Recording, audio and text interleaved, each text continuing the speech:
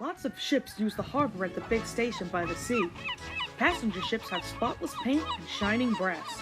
Other ships, though smaller and dirtier, are important too.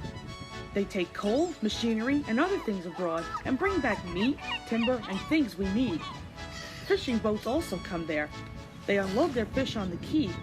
Some of it is sent to shops in the town, and some goes in a special train to other places far away. The railwaymen call this train the Flying Kipper. One winter evening, Henry's driver said, "We'll be out early tomorrow. We've got to take the Flying Kipper." "Don't tell Gordon," he whispered, "but I think if we pull the Kipper nicely, the fat controller will let us pull the express."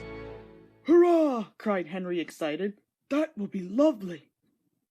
He was ready at 5 o'clock. There was snow and frost. Men hustled and shouted, loading the vans with crates of fish. The last door banged, the guard showed his grain lamp, and they were off.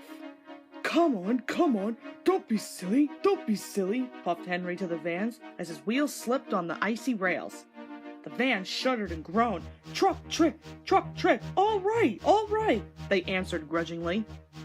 That is better, puffed Henry more happily as the train began to gather speed.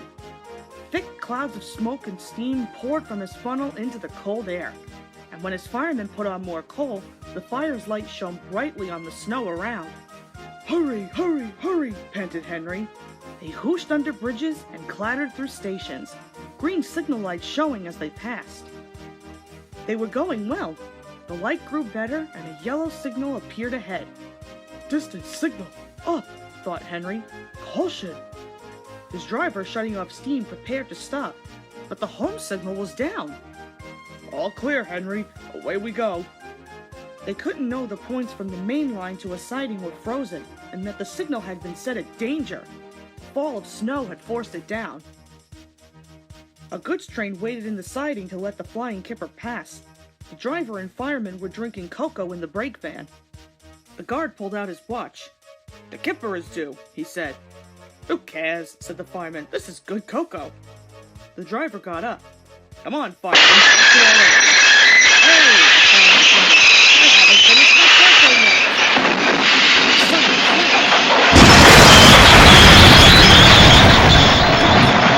yet. Landed in the snow outside. Henry's driver and the fireman jumped clear before the crash. The fireman fell headfirst into a heap of snow. He kicked so hard that the driver couldn't pull him out. Henry sprawled on his side. He looked surprised. The goods train fireman waved his empty mug. You clumsy great engine! The best cup of cocoa I've ever had, and you bump into me and spill it all! Never mind your cocoa, fireman, laughed his driver. Run and telephone the breakdown gang. The gang soon cleared the line, but they had hard work lifting Henry to the rails.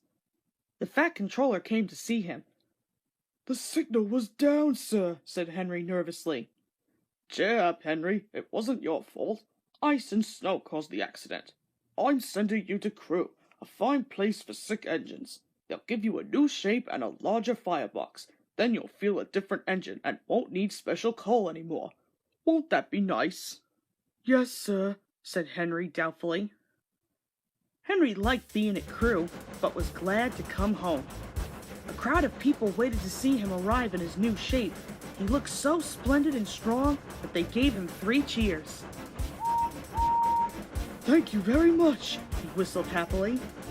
I'm sorry to say that a lot of little boys are often late for school because they wait to see Henry go by. They often see him pulling the express, and he does it so well that Gordon is jealous. But that's another story.